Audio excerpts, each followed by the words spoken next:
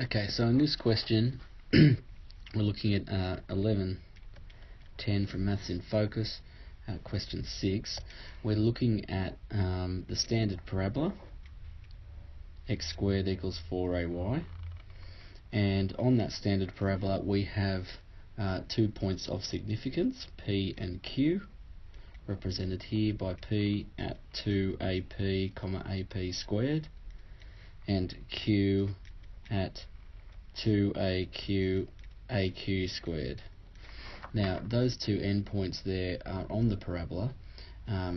They describe PQ, a chord, and then also in the question we're interested in a midpoint. Now, I'm just going to offset that midpoint there, and we're looking for the way that that midpoint, M, travels, given that we know that PQ passes through the point 0, 2A, which is just there and a different point to M, just to clarify. Okay, there will be a time when M and that point are at the same point, but M is moving, whereas 0, 2A is fixed.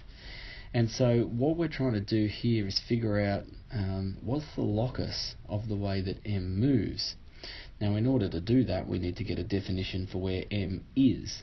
So we need the midpoint formula for that, and the midpoint formula, M, gives us 2AP plus 2AQ all over 2 for the x value, and AP squared plus AQ squared over 2 again for the y values.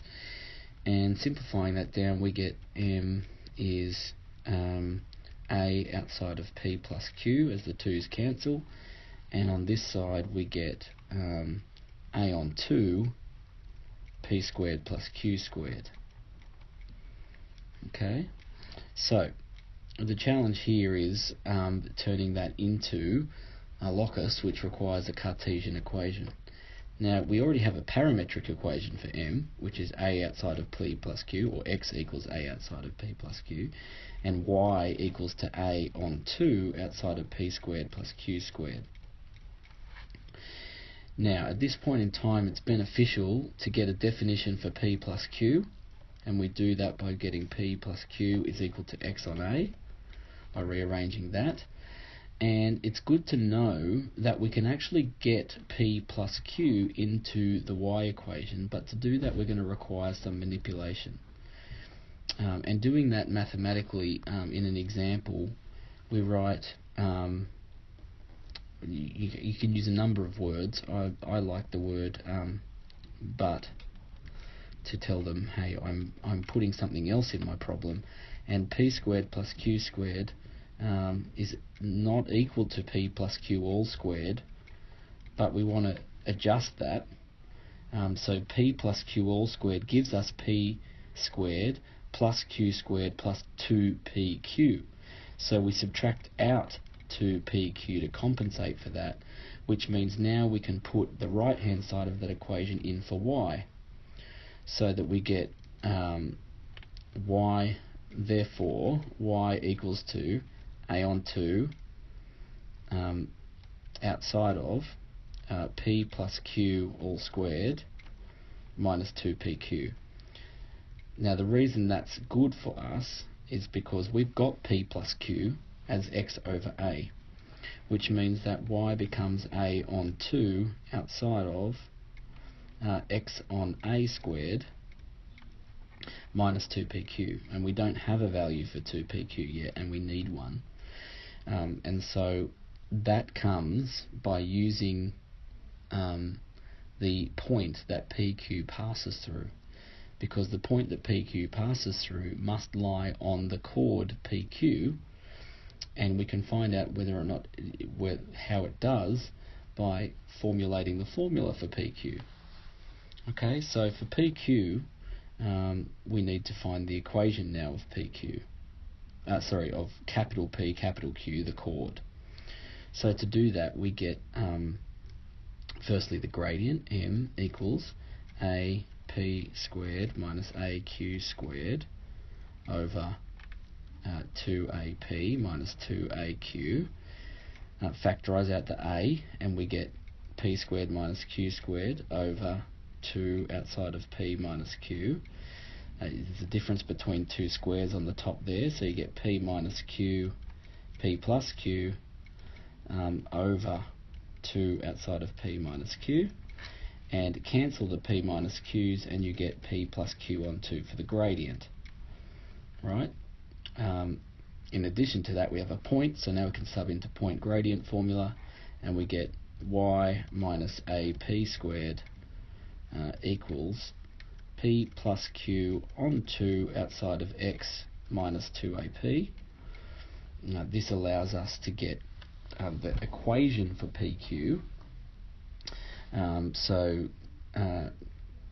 Cleaning this up a little, we get y is equal to p x on 2 plus qx on 2, or p plus qx is another way to do that, p plus q on 2x, minus 2ap squared on 2, which obviously cancels the 2's, minus 2apq on 2 again, plus ap squared. So the 2's cancel there again. And the equation for y now is y is equal to, I'm going to unexpand that or refactorize and get p plus q on 2x, because it's a bit messy, and the minus ap squared plus ap squared cancels and you get minus apq. Right, now that is the equation of the line PQ, and because our point 0, 2a lies on that line, it must satisfy that equation. And so we sub that point in and we get 2a is equal to p plus q on 2 times 0 for x minus apq, and then we divide both sides by negative a, and we get pq equals minus 2. Now that we have that value for pq equals minus 2, we can go all the way back up to our equation for y, which is there, and just so that we can see that, I'm going to write it up here, and we get y equals a on 2 outside of x squared on a squared, and pq is minus 2, which means that that becomes plus 4. Okay, cleaning all that up, we get y equals x squared on 2a plus 2a, sorry, 4 on 2 is 2. Now you can put it in like the format of a parabola, but at that point you've actually found the locus. You've actually answered the question at that point, because that's an equation that relates y and x without anything else. But if you wanted to, going further up here, you could actually put it in the format of x squared equals 4ay to show that it's a parabola if the question required, although this one doesn't. And to do that, I would times everything by 2a, and I would get 2ay equals x squared plus 4a squared, and then I would move the 4a squared across and get x squared equals 2ay minus 4a squared. And if I was going to put it even further in the x squared equals 4ay format, I would factorize out the 2a and get x squared equals 2ay minus 2a. And that's it.